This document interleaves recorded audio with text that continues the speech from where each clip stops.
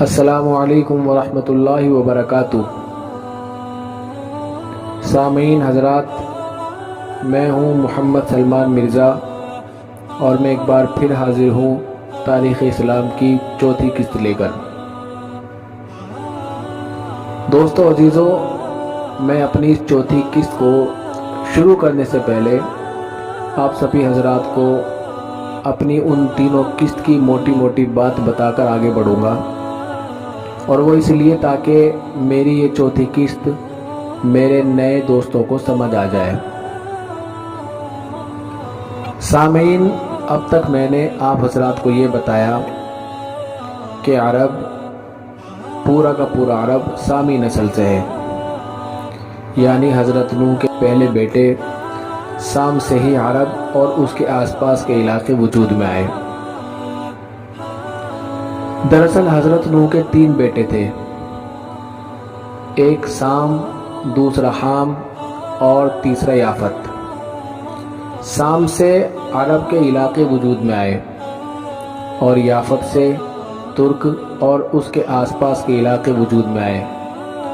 حام سے جو نسل وجود میں آئی وہ سب افریقہ وغیرہ اور بر اعظم پر پھیلی، اور پھر حام کے دوسرے بیٹے سے مصر وجود میں آیا، کیونکہ ان کے دوسرے بیٹے کا نام مصر تھا۔ دوستو، اگر ہم تاریخ کی بات کریں تو زیادہ تر تاریخ کے صفحوں پر عرب اور اس کے آس پاس کے علاقے جیسے یمن، عراق، شام، بحرین اور حجر وغیرہ کے حالات کا پتہ چلتا ہے، اور اس وقت یہ سب کا سب جزیرۃ العرب کہلاتا تھا۔ سامعین حضرات، میں نے آپ حضرات کو بتایا تھا کہ پورا عرب 3 قسموں میں بٹا ہوا ہے۔ ایک عرب بائدہ، عرب بائدہ میں نے آپ کو بتایا تھا جو کہ نابید ہو گئی، اور دوستو اسی عرب بائدہ کے اندر قوم سمود اور قوم عاد بھی آئی، جو کہ اللہ کی نافرمانیوں اور اللہ کی ناشکرانی کی وجہ سے یہ غرق و برباد ہو گئی، اور ان کا تاریخ میں کوئی نام و نشان نہیں ملتا۔ اور دوسرا عرب عاربہ، دراصل یہ قحطانی قبائل سے ہیں، اور عرب عاربہ کے اندر ہی قوم سبا بھی آئی۔ اور تیسرے نمبر پر عرب مستعربہ، یہ ہے حضرت اسماعیل علیہ السلام کی نسل، یہ حضرت اسماعیل علیہ السلام کی نسل سے چلی۔ دوستو، عرب آبادی وہ حضرت اسماعیل کی نسل سے وجود میں آئی، اور پھر آگے چلتے چلتے ان میں ملاوٹ ہوتے ہوتے یہ اپنے صحیح دین سے بھٹکنے لگے، اور دیکھتے ہی دیکھتے ان کے اندر بت پرستی نے جنم لے لیا، جو کہ عمر بن لوہی کے ذریعے ان لوگوں تک آئی۔ ان کے اندر سرداری نظام رائج تھا، ان کی حالت سخت پریشان کن تھی، انسانی حقوق دور دور تک لوگ بھول چکے تھے، اور پھر عمر بن لوہی کے گھڑے ہوئے کچھ خاص رواج بھی ان لوگوں میں ملوث ہو گئے،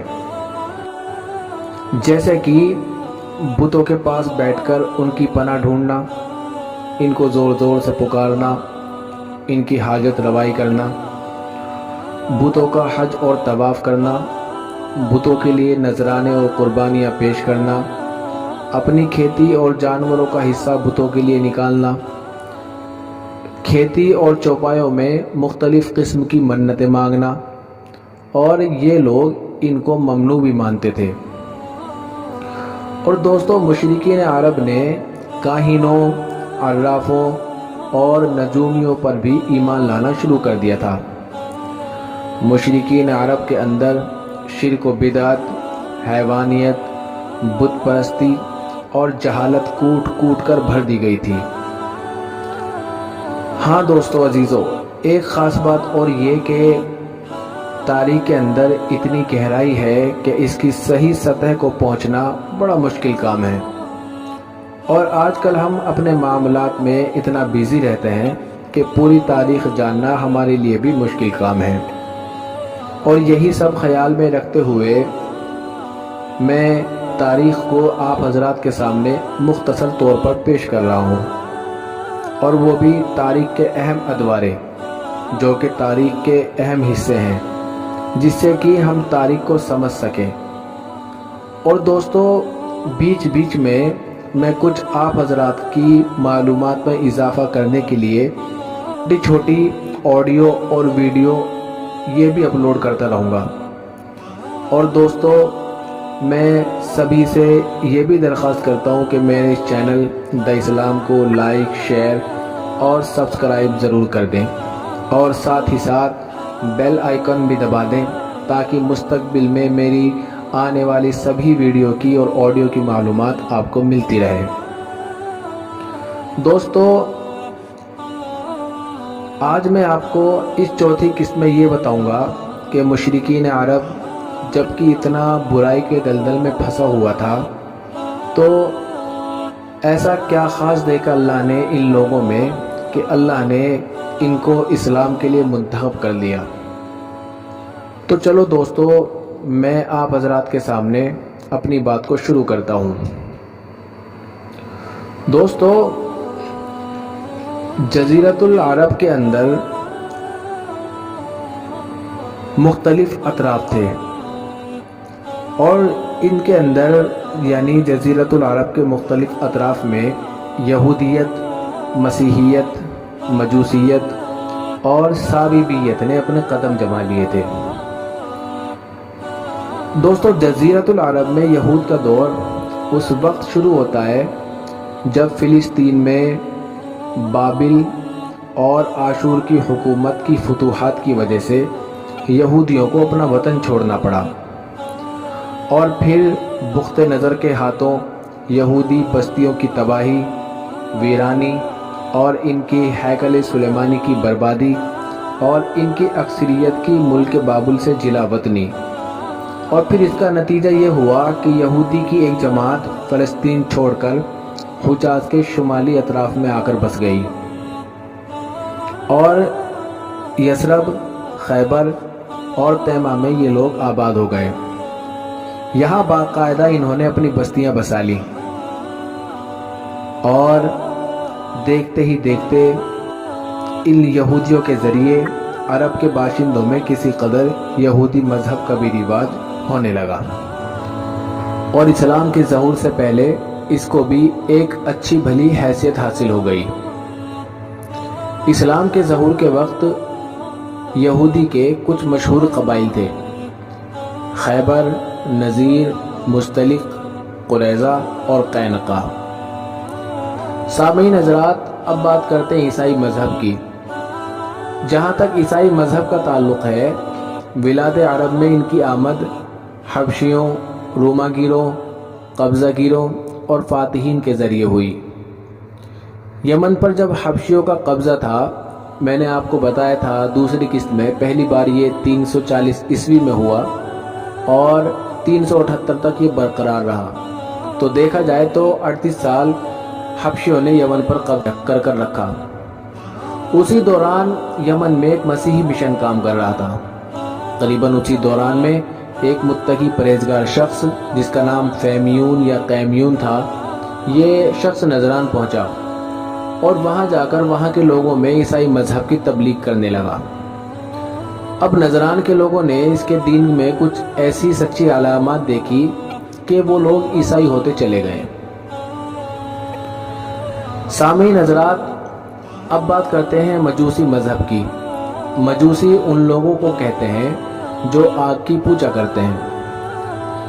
سامعین، جہاں تک مجوسی مذہب کا تعلق ہے، اسے زیادہ تر اہل فارس کے ہمسائے عربوں میں فروخت حاصل تھی، مثلاً عراق، عرب، بحرین، حجر اور خلیجہ عربی کے ساحلی علاقے۔ اس کے علاوہ یمن پر جب فارسی قبضہ تھا، اسی دوران میں وہاں بھی کدوکار افراد نے مجوسیت قبول کی۔ اب رہا سعودی مذہب، تو عراق کے آثار قدیمہ کی کھدائی کے دوران جو کتبات برآمد ہوئے، ان سے یہ پتہ چلتا ہے کہ یہ ابراہیم علیہ السلام کی قلدان قوم کا مذہب تھا۔ دور قدیم میں شام و یمن کے بہت سے باشندے بھی اسی مذہب کے پیروکار تھے۔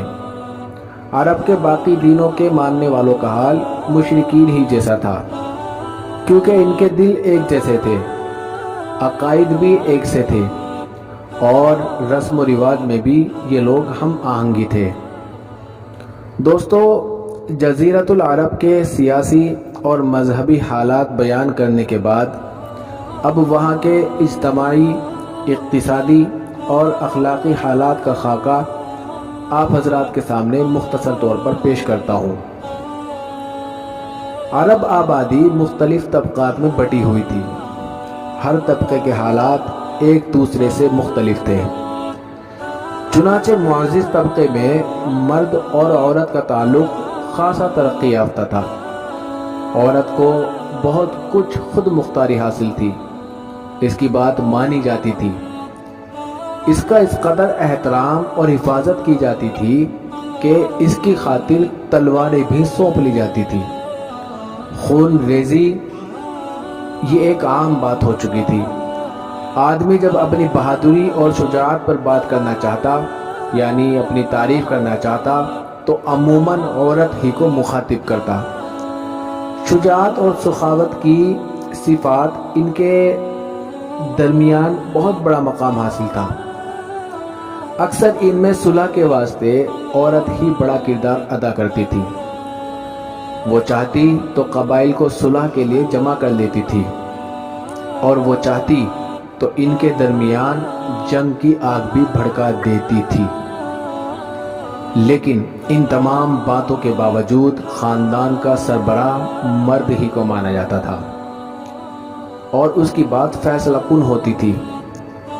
اس طبقے میں مرد اور عورت کا تعلق عقد نکاح کے ذریعے ہوتا تھا، اور یہ نکاح عورت کے ولیوں کی نگرانی میں انجام پاتا تھا۔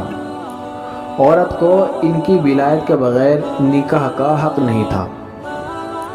ایک طرف یہ طبقہ تھا، یعنی معزز لوگوں کا یہ حال تھا، تو دوسری طرف اور دوسرے طبقے میں مرد اور عورت کے اختلاف کی بہت سی صورتیں دیکھی گئی ہیں، جن میں بدکاری، بے حیائی، فحاشی اور زناکاری کے سوا اور کوئی نام نہیں دیا جا سکتا۔ زمانہ جاہلیت میں کسی حد کے بغیر متعدد بیویاں رکھنا ایک عام بات تھی۔ لوگ دو سگی بہنوں کو بھی ایک وقت میں اپنے نکاح میں رکھ لیتے تھے، یہاں تک کہ باپ کو بیوی کے طلاق دینے کے بعد یا اس کے مر جانے کے بعد بیٹا اپنی سوتیلی ماں سے بھی نکاح کر لیتا تھا۔ طلاق کا اختیار صرف مرد کو حاصل تھا، اور اس کی کوئی حد مقرر نہیں تھی۔ زناکاری تمام طبقات میں عروج پر پہنچ گئی تھی۔ کوئی طبقہ یا کوئی انسان کی قسم اس سے مستثنی نہ تھی۔ البتہ کچھ مرد اور کچھ عورتیں ایسے ضرور تھے جنہیں اپنی برائی کا احساس اس برائی کی کیچڑ میں لت پت ہونے سے باز رکھتا تھا۔ پھر آزاد عورتوں کا حال لونڈیوں کی نسبت اچھا تھا۔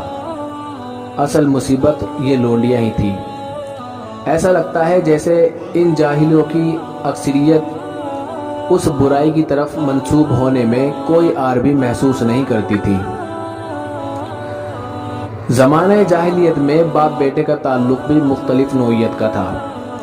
کچھ تو ایسے تھے جو کہتے تھے ہماری اولاد ہمارے کلیجے ہیں جو روئے زمین پر چلتے پھرتے ہیں، جبکہ دوسری طرف کچھ لوگ ایسے بھی تھے جو لڑکیوں کی رسوائی اور خرچ کے خوف سے ان کو زندہ دفن کر دیا کرتے تھے، اور بچوں کو فقر و فاقوں کے ڈر سے مار ڈالتے تھے۔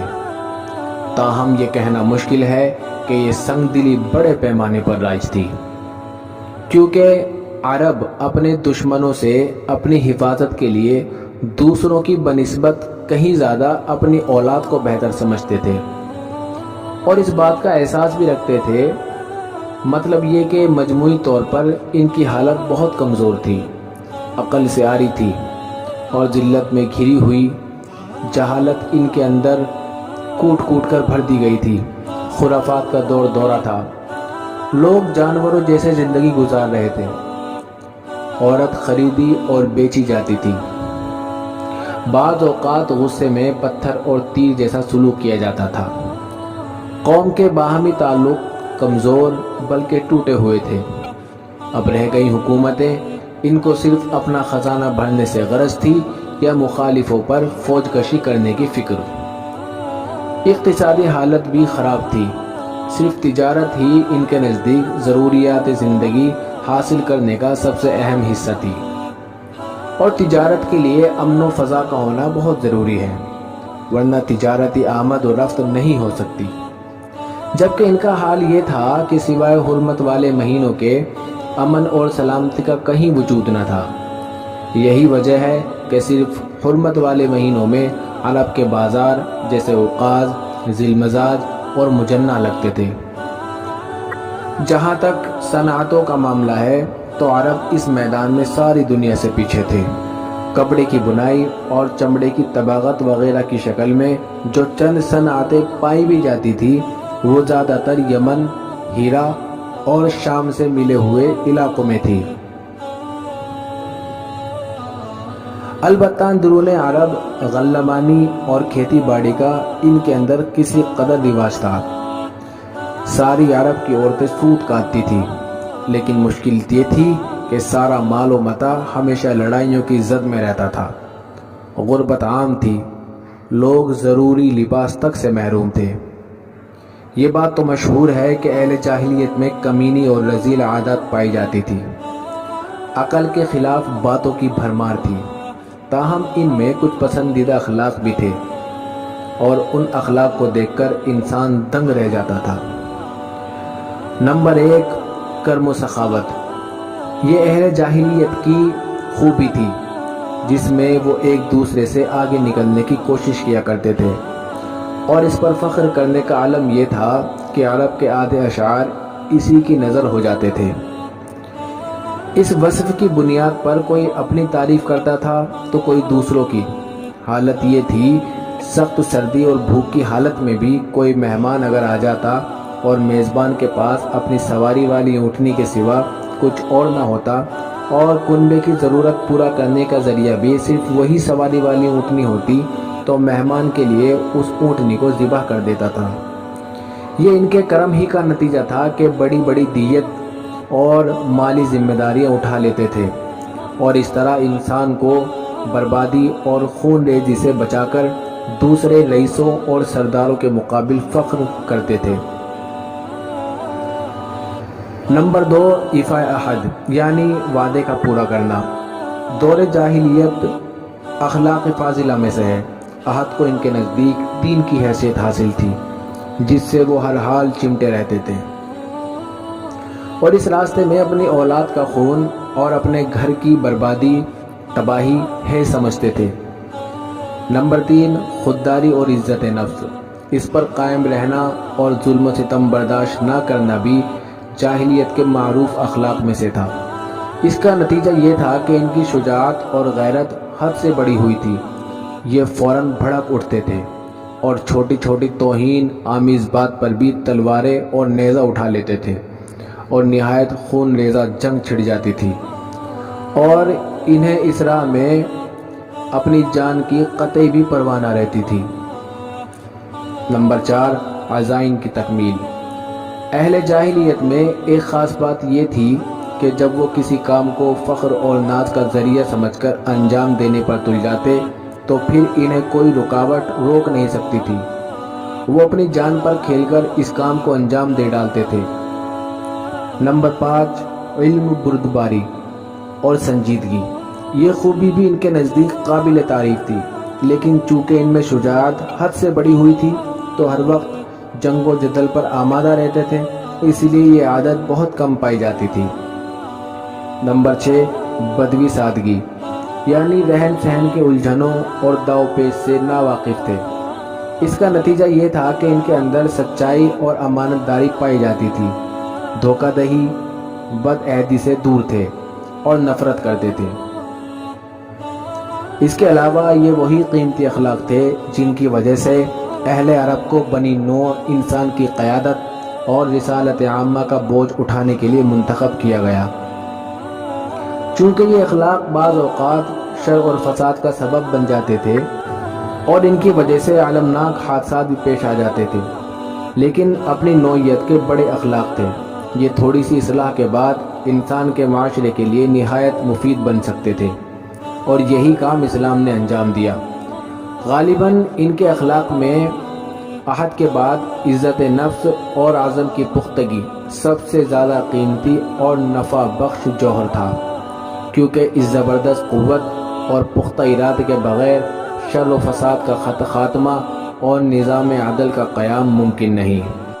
اہل جاہلیت کے اور بھی کچھ اچھے اخلاق تھے، لیکن ان سب کو بیان کیا جائے تو بات بہت طویل اور لمبی ہو جائے گی، لہٰذا میں اسی پر اتفاق کرتے ہوئے آپ سب سے چاہتا ہوں اجازت۔ السلام علیکم ورحمۃ اللہ وبرکاتہ۔